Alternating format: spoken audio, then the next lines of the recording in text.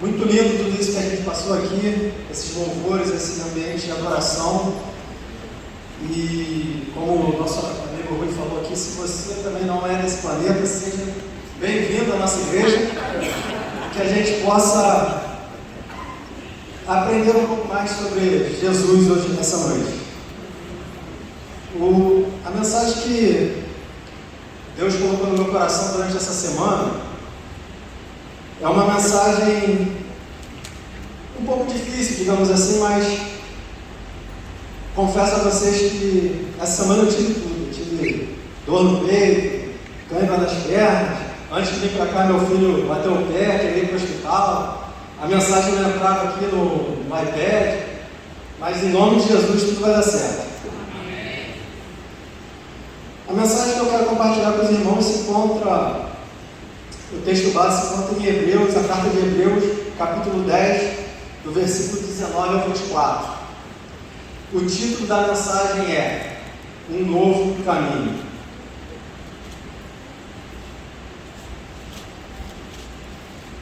Eu vou ler com vocês Hebreus 19, capítulo 10, do versículo 19 ao 24. Portanto, meus irmãos, tendo ousadia para entrar no santuário pelo sangue de Jesus, pelo novo e vivo caminho, repita comigo, novo e vivo caminho, que ele nos abriu por meio do véu, isto é, pela sua carne, e tendo grande sacerdote sobre a casa de Deus, aproximemo-nos com um coração sincero, em plena certeza da fé, tendo o coração purificado da má consciência e o corpo lavado com água pura. Guardemos firme a confissão da esperança, sem vacilar, pois quem fez a promessa é fiel. Cuidemos também de nos animar uns aos outros, no amor e na prática das boas obras. Feche seus olhos e curva sua cabeça. Senhor Deus, meu Pai, muito obrigado por esse momento. Senhor, muito obrigado por essa noite. Que o Senhor venha falar nos nossos corações. Senhor, tira todo impedimento, aquilo que tira o nosso discernimento da Tua palavra, Senhor. Que eu desapareça e que o Senhor cresça, Pai. Que das minhas bocas só saia a Sua palavra. Em nome de Jesus. Amém. Irmãos, a carta aos Hebreus, primeiramente eu vou trazer um contexto para vocês do porquê que a carta aos Hebreus foi escrita. A carta aos Hebreus, ela foi escrita aproximadamente em 65 depois de Cristo. Havia apenas 35 anos que o nosso Senhor Jesus Cristo tinha sido crucificado, morto e sepultado. Primeiramente, Nero estava perseguindo os cristãos naquela época, assassinando, aprisionando, queimando vivo nas ruas. A fé dos hebreus estava cada vez mais escassa. Os hebreus não iam mais às igrejas para congregar. Os hebreus demonstravam pouco interesse na palavra de Deus. Lá em Hebreus capítulo 5, 12, ele diz que ao invés de serem mestres, eles precisavam que as pessoas voltassem e ensinassem para eles conceitos básicos da fé cristã. Era assim que essa igreja se encontrava. Não seria melhor desistir? Porque na verdade muitos dentro da igreja gostariam de voltar aos caminhos antigos. Quando a gente fala em voltar aos caminhos antigos, é voltar ao judaísmo. Por que não tomar o caminho mais fácil? Porque Nero estava perseguindo. O judaísmo, ele era liderado pelo Império Romano. O cristianismo estava sendo aprisionado. O intuito da carta é reacender a fé dos hebreus. E na verdade, os hebreus eram um povo que estava desanimando. Como muitas vezes a gente desanima na nossa caminhada, não é verdade? Quantos aqui já não desanimaram, não tiveram mais vontade de congregar, mas em nome de Jesus voltaram e estão aqui hoje presentes? Então, nesse momento que estava se passando esse contexto dessa carta, a princípio não sabemos quem foi que escreveu essa carta. Alguns estudiosos dizem que foi Apolo, que foi Priscila, que foi Áquila, e muitos dizem que foi o apóstolo Paulo. Existem algumas características da carta que dizem que podemos até dizer que foi o apóstolo Paulo. Eu vou ficar essa noite com o apóstolo Paulo porque a grande maioria acredita assim. E eu gostaria de introduzir essa mensagem para entender um pouco esse texto que a gente leu, que é um pouco complicado, na verdade. A gente precisa entender um pouco de como Deus se relacionava com o homem no Antigo Testamento. Deus, ele não tinha livre acesso ao homem. Ele falava através dos profetas, ele falava através dos sacerdotes, ele falava através dos reis. E na verdade, todo o sistema sacrificial, os rituais judaicos, eram os rituais como Deus se aproximava e falava com o seu povo. Pode colocar a imagem do tabernáculo para mim, por favor?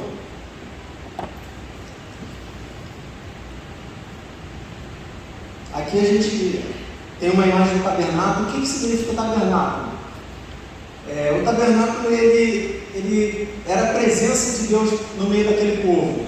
Quando Israel foi distribuído em tribos e a Arca da Aliança era levada para dentro desse tabernáculo. E Deus pediu para que construísse um tabernáculo onde a presença dele poderia habitar no meio do povo.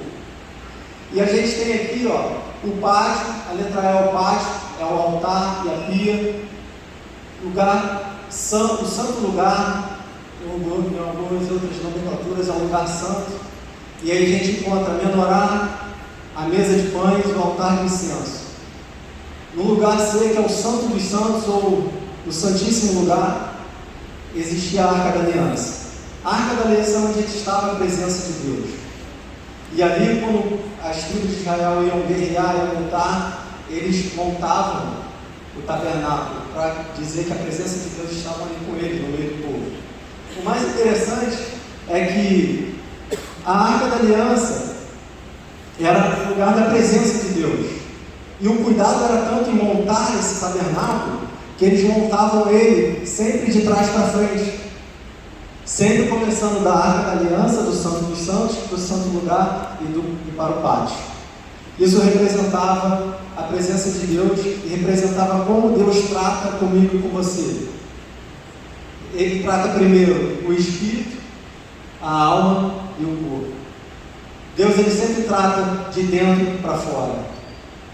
E é importante a gente estar trazendo essa nomenclatura, por quê? Porque o que a gente vai falar aqui, que está no nosso versículo principal, é que Deus ele se relacionava de uma forma no Antigo Testamento, só que ele queria se relacionar de um jeito diferente, de um jeito novo. A gente tem em Hebreus capítulo 10, do 16 ao 17, a gente tem a primeira profecia de Jeremias 31, 33 se cumprindo, onde ele diz lá que esta é a nova aliança que farei com o meu povo. Depois daqueles dias, diz o Senhor, porei a minha lei em seu coração e as escreverei em sua mente.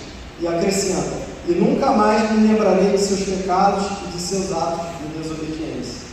Mas David, por que você está me contando tudo isso? Porque na verdade, lembra que eu te falei que o jeito de se relacionar no Antigo Testamento era totalmente diferente do Novo? No Antigo Testamento, Deus se relacionava através dos profetas, dos sacerdotes e dos reis. Aqui a gente tem como o povo entrava na presença de Deus. O povo não entrava na presença de Deus.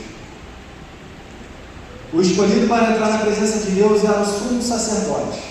E uma vez por ano ele entrava naquele lugar, no Santo dos Santos, onde estava a Arca da Aliança, para expiar o pecado, ou seja, para pedir perdão pelos seus pecados e pelo pecado de toda a nação.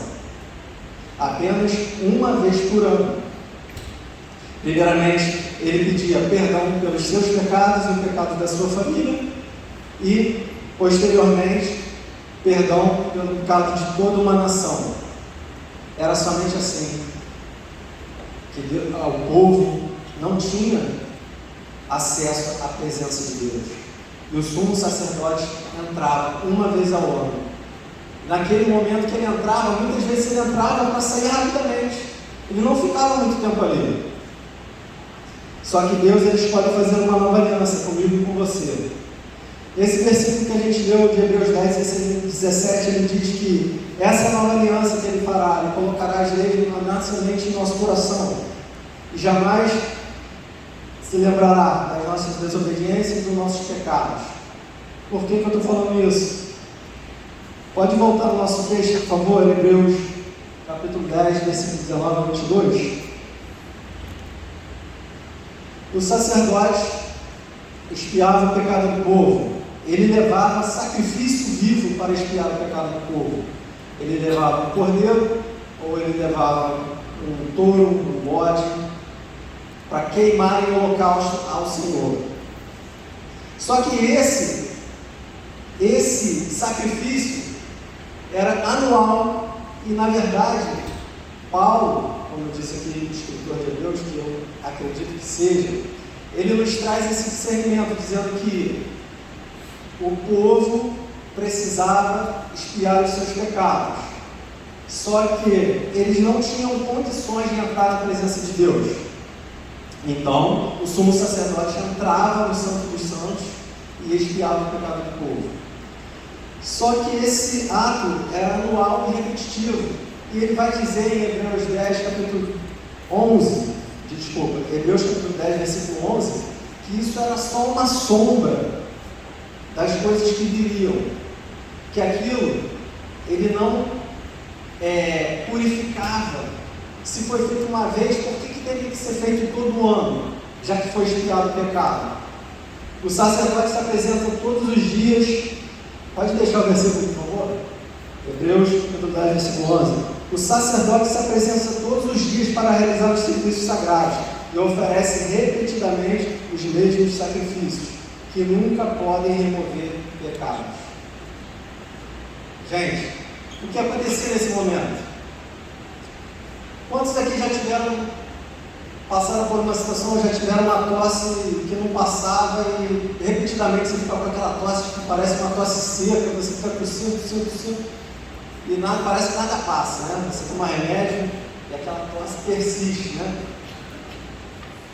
Aí você vai, procura um médico, o médico fala assim, toma esse remédio aqui por uma semana. Aí você toma aquele remédio e a tosse continua. Passa um dia, a tosse continua. Passa 2 dias, a tosse continua. Passa uma semana, a tosse continua. Ou seja, o que adiantou o remédio? Ele somente está fazendo, você está remediado, mas você sabe que você tem que curar a tosse. Era a mesma coisa que acontecia com a expiação dos pecados. De que adiantava você queimar sacrifício? O seu pecado era momentaneamente perdoado, mas você precisava do perdão total. Você precisava não da culpa do pecado sobre a sua vida.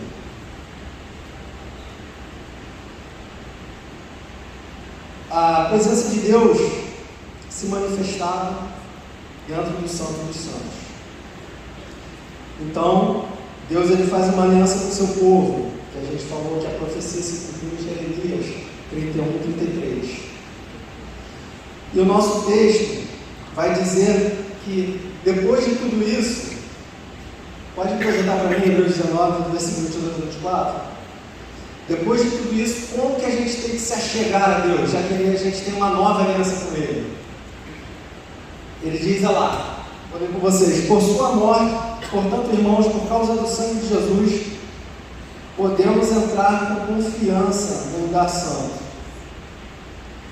Outras versões estão dizendo ousadia, que a gente possa entrar com ousadia. O que é ousadia? Ousadia é coragem. Ousadia é não ter medo de passar por aquele caminho, de passar pelaquela situação, ou entrar na presença do Senhor. Ele está fazendo uma analogia com o tabernáculo, ele está fazendo uma analogia com o que acontecia no Antigo Testamento. Na verdade, o povo expiava o pecado dessa forma. E Jesus agora veio para sendo um sacrifício perfeito. Você não precisa mais passar por isso.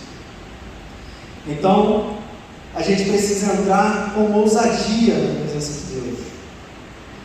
E a gente fala assim, a gente conhece Tantas pessoas que foi até comentado aqui na escola bíblica hoje cedo, que, por exemplo, a gente quando estava vivendo aí fora, ou quando a gente ia para algumas festas e a gente estava no mundo, a gente ia para bares, a gente ia para shows, e quando você encontrava um amigo na rua, você fala, pô, cara, onde é que você estava, onde é que você foi? Aí você fala assim, caralho, cara, pô, fui naquele show, pô, foi bacana pra caramba, tô indo lá, tô frequentando esse lugar, é muito legal e tal. Mas quando a gente fala que está vindo para a igreja, geralmente é assim, pô, cara, e aí, como é que você está? Onde você está indo?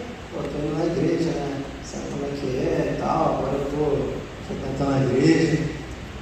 Cara, você está frequentando a igreja, cadê a coragem, cadê a alegria de estar na casa do Senhor? Cadê aquela alegria que contagia? Cadê o amor de Cristo na sua vida?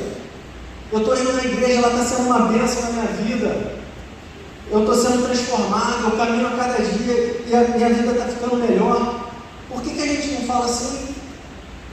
Por que é sempre, aqui, né, estou caminhando lá, tá? Então a gente precisa se aproximar do Senhor com ousadia. Com ousadia. Engraçado que no versículo 22, ele vai dizer para a gente: aproximemo-nos com um coração sincero, em plena certeza da fé. Certeza da fé, está comigo? Certeza da fé. Ora, Hebreus 11:1 vai dizer que a fé é a certeza das coisas que se esperam e a convicção de fatos que não se veem. Hebreus 11:6, é um capítulo lá de Hebreus 11, que ele vai falar só sobre fé. Só sobre fé. Vai dizer os heróis da fé. E ele fala lá em Hebreus 11:6 que sem fé é impossível agradar a Deus. Impossível agradar a Deus. Então a gente tem que, muitas vezes a gente tem abdicado da nossa fé, a gente tem escondido a nossa fé em alguns lugares. E o que tem te levado a ter mais fé nos dias de hoje? Como vamos nos achegar a Deus se não tivermos fé? Mateus, capítulo 17:20, ele fala lá sobre o grão de mostarda. Se tiver a fé do tamanho de um grão de mostarda, dirá esse monte, passa de cá para lá, de lá para cá, e ele passará. Então a gente tem firmado a nossa fé aonde? Existe um caminho, existe um novo e vivo caminho, mas para aproximar dele, a gente tem que ter fé. E Paulo continua falando com a gente, ele continua falando com a gente. E ele vai para o versículo 23, ele fala lá que guardemos firme a confissão da esperança, sem vacilar, porque quem fez a promessa é fiel. Esperança, repete comigo, esperança. Lamentações 3:21 diz: quero trazer à memória tudo aquilo que me dá esperança. Tudo aquilo que nos dá esperança. O que é esperança, gente? Como se tem esperança? A esperança é uma esperança no tempo futuro, é uma esperança de uma expectativa que você tem. É uma esperança no Senhor, uma esperança que você pode chegar, que Ele vai fazer todas as promessas, que Ele vai cumprir as promessas de Deus na sua vida. Números 23:19. Deus não é homem para que minta, nem filho do homem para que se arrependa. Porventura tenho Ele prometido, não fará? Ou tendo Ele falado, não cumprirá? Gente, fé, esperança. Fé, esperança. A gente tem que ter esperança. O mundo hoje, ele está tão louco, digamos assim, que as pessoas na vida não sabem mais nem o que é Deus. Qual é a esperança da sua fé? O que você crê para a sua vida? Você tem esperança que Deus pode fazer e que Ele vai fazer na sua vida? Talvez a gente esteja direcionando para o caminho errado a nossa fé, a nossa esperança. Mas o apóstolo Paulo continua. E ele vai lá para o versículo 24. Cuidemos também de nos animar uns aos outros, no amor, na prática das boas obras. No amor, digam no amor. No amor. Então aqui a gente encontra a tríade. Por isso que muitos estudiosos dizem que Essa carta aos Hebreus foi escrita por Paulo, porque Paulo ele fala muito em suas cartas sobre fé, esperança e amor. O amor, mas o amor aqui está voltado para as boas obras, o amor ao próximo e o amor às boas obras. Paulo diz que 3 coisas permanecem, 1 Coríntios 13:13: a fé, a esperança e o amor. E o amor é o maior deles. Porque Deus amou o mundo de tal maneira que deu seu único Filho para todo aquele que nele crê, mas não pereça e tenha a vida eterna. Então, gente, o amor que nos une, que nos leva, Mateus 22:37 diz que amarás o Senhor teu Deus de todo o teu coração, de toda a tua alma e de todo o teu entendimento. Este é o primeiro mandamento. E o segundo é semelhante a este: amarás o teu próximo assim como a ti mesmo. Veja, tá, eu já entendi. Mas eu amo o Senhor. Mas que tipo de amor é esse? Basta só amar o Senhor? Ele diz que o segundo é semelhante a este: amarás o teu próximo como a ti mesmo. Mas David, como é que é amar o próximo? Eu vou te levar lá no Lucas 10, do 27 ao 30, na parábola do bom samaritano. Chegou um certo doutor da lei e perguntou ao Senhor o que ele deveria fazer para herdar a vida eterna. E ele disse: amarás o seu Deus de todo o teu coração, de toda a tua alma e de todo o teu entendimento. Este é o primeiro mandamento. E semelhante a este, amarás o teu próximo como a ti mesmo. Aí ele falou: Senhor, mas isso eu já o faço. Aí ele: então vá e continue a sua vida, viverás. Aí ele fala assim: mas quem é meu próximo? Aí ele diz lá: então, existia um certo homem que descendo de Jerusalém para Jericó, e esse homem ele foi atingido, na verdade, vamos trazer a parábola de Samaritano para os dias de hoje. Ele estava passando aqui, passou ali pela cidade de Deus, e aí encontrou um bonde, né? O bonde é aquele carro com os bandidos, não sei o quê. Aí assaltaram o carro dele, pegaram ele, sai do carro, tal. Pegaram ele, jogaram ele no chão, bateram, espancaram ele, ele ficou ali no chão. Só que uma certa hora da noite, passou um sacerdote. O sacerdote olhou aquele homem jogado no chão assim, passou de lado, foi embora, continuou o caminho dele. Mais tarde veio um levita, e o rapaz estava ali jogado no chão, ele chegou, tal, não sei o que, olhou, passou de lado, continuou o caminho dele. E mais tarde, a Bíblia nos diz, o evangelista nos diz que veio um samaritano. E o samaritano olhou, viu aquele homem jogado, pegou ele, cuidou das feridas dele, passou remédio, passou metiolate, passou band-aid, botou gás, levou ele para uma hospedaria. A Bíblia diz que é uma hospedaria, mas na verdade eu creio que deve ser um hospital, uma enfermaria, alguma coisa assim. Levou ele, deixou ele lá e falou assim: ó, aqui está o dinheiro para cobrir todos os gastos dele. E eu vou sair de viagem, vou voltar. Quando eu voltar aqui, se gastar a mais, quando eu voltar, eu acerto a conta dele. Aí Jesus vira para esse rapaz e pergunta assim: quem agiu de amor com essa pessoa? Aí o cara usou a palavra. A gente sabe que existia uma rixa entre os samaritanos e os judeus. Eu não vou entrar aqui no mérito, mas o cara não usou nem o nome do samaritano. Ele falou assim: o que usou de misericórdia com ele. Esse é o seu próximo. David, então como é que a gente tem que amar o próximo? Amar o seu próximo é colocar as necessidades do seu próximo em prioridade das suas. Amar o seu próximo é colocar as necessidades do seu irmão na frente das suas.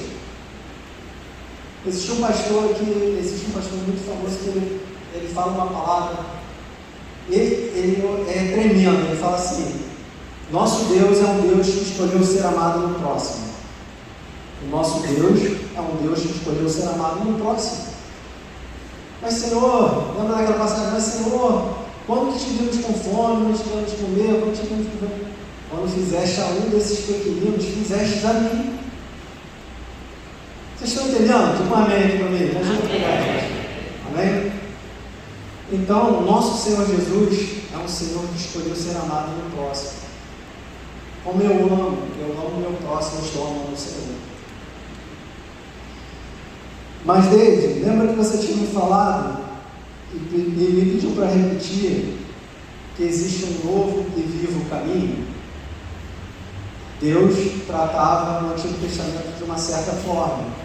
E Ele quer se relacionar com o homem de uma maneira diferente. Então, Ele veio ao mundo em carne, o seu Filho amado.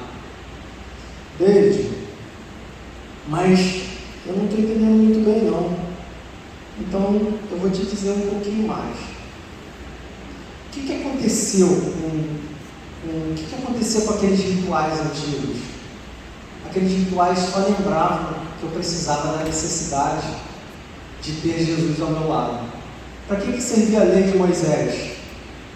Era tão fácil quando existia a lei, né? Não roubarás, não matarás. Era só seguir a lei. A lei só servia para te mostrar que você precisava de Deus, para te mostrar que você precisava de Jesus na sua vida, que sozinho você não ia conseguir. Eu gostaria de chamar o ministério de louvor aqui. Então, no capítulo 19, Hebreus capítulo 10, versículo 19 ao 22. Pode deixar aqui no telão para mim, por favor?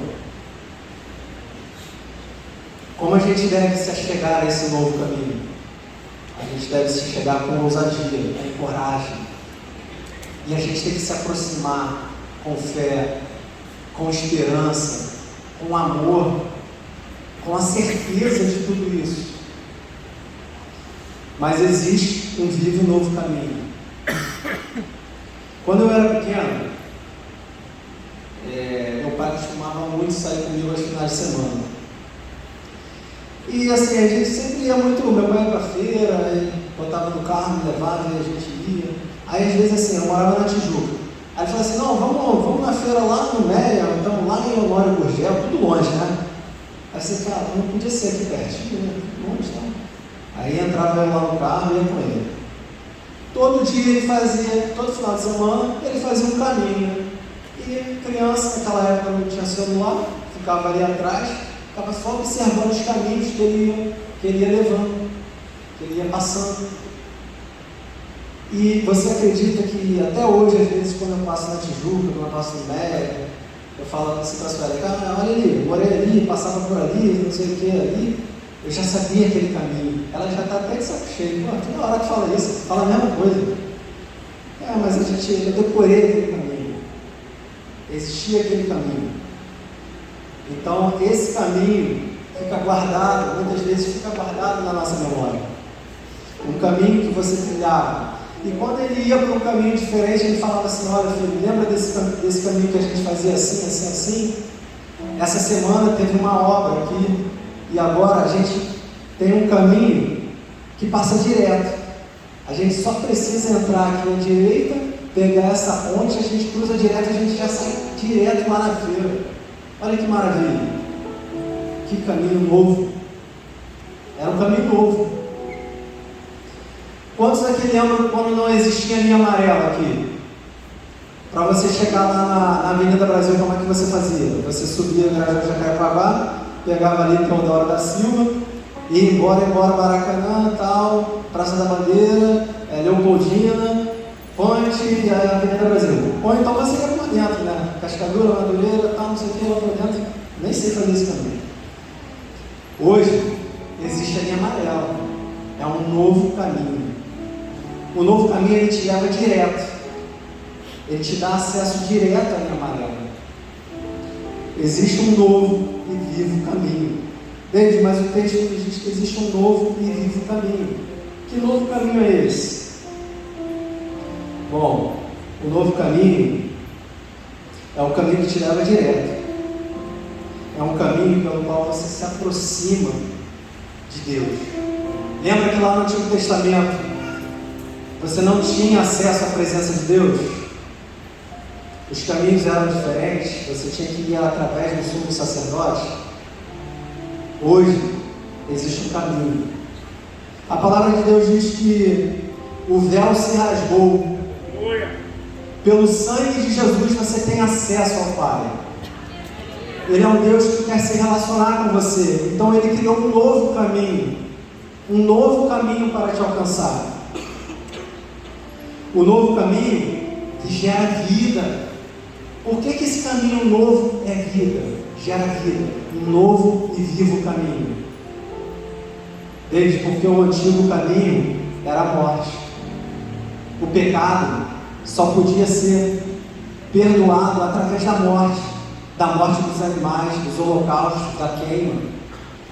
E o novo caminho, ele gera vida. Jesus disse: eu sou o caminho, a verdade e a vida. Ninguém vem ao Pai senão por mim. Eu vim para que tivessem vida, vida em abundância. Você sabe o que é abundância? Abundância é ter excesso. Excesso. Deus, Ele quer te dar vida em excesso, em abundância, transbordante. Será que a gente tem seguido por esse novo caminho? Ou será que a gente ainda está seguindo os caminhos antigos, os velhos caminhos? O povo hebreu queria voltar atrás, queria voltar ao judaísmo. É por isso que Paulo usa essa analogia. Ele traz a analogia do sacrifício, da época sacerdotal, para mostrar ao povo que agora eles têm Jesus Cristo, o sacrifício vivo. Essa noite existe um novo caminho. Essa noite existe um novo e vivo caminho na sua vida. Mas sabe por que às vezes a gente não entra no vivo caminho e no novo caminho? Porque a gente tem medo. A gente tem medo do novo. Muitas vezes a gente tem medo de caminhar. Só que o nosso Deus é um Deus que não nos abandona. Ele caminhará junto conosco. O velho caminho, eu vou te mostrar agora qual é a diferença do novo caminho que traz vida e o velho caminho que traz a morte. Muitas vezes entramos nos caminhos errados e não dá tempo de discernir que caminho é esse. Se esse caminho vai gerar vida ou vai gerar morte na minha vida e na sua vida. Provérbios 14:12 diz que há caminhos ao homem que parecem direito, mas ao final são caminhos de morte. Desde o caminho velho me leva à morte. Mas que caminho velho é esse? Quando você entra pelo caminho sem saber se esse caminho é de vida ou de morte, o que acontece? Você só vai ver no final que esse caminho vai te levar à morte. É assim quando a gente entra nas drogas, é assim quando a gente entra no alcoolismo, é assim quando a gente entra na prostituição. Quando a gente está trilhando aquele caminho, tudo parece perfeito, tudo faz lógica, e a gente vai trilhando, a gente vai caminhando ali. Mas Senhor, onde eu vou chegar? Que caminho é esse? O caminho da prostituição, o caminho da pornografia, o caminho das drogas. Esse é o velho caminho, o caminho que te traz morte. Mas essa noite existe um novo caminho para a sua vida, amém? Existe um novo e vivo caminho para a sua vida. Existe um Deus que quer te dar vida, vida em abundância. Deus, mas como é caminhar por esse novo caminho? O novo caminho é diferente. O novo caminho, ele fortalece a sua fé. O novo caminho, ele te traz esperança. O novo caminho, ele faz com que você tenha amor cada vez maior. E todas as pessoas que estão do seu lado são atingidas por esse amor. O velho caminho, ele destrói a sua fé. Você perde as esperanças e o seu amor esfria. E todos que estão ao seu redor sofrem. Esse é o velho caminho. Mas existe um novo caminho nessa noite. Existe um novo caminho para mim e para você. Esse novo caminho é Jesus Cristo. Esse novo caminho é Jesus Cristo. Posso ouvir um glória a Deus, amém? Jesus veio para curar, libertar, em nome de Jesus.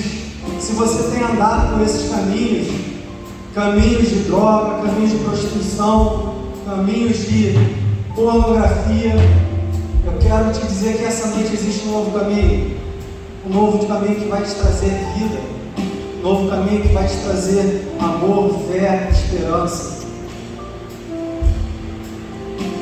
E essa noite existe um novo caminho. Existe um novo caminho. Vocês podem curvar sua cabeça, fechar os seus olhos. Quero fazer uma oração com vocês. A igreja pode se colocar de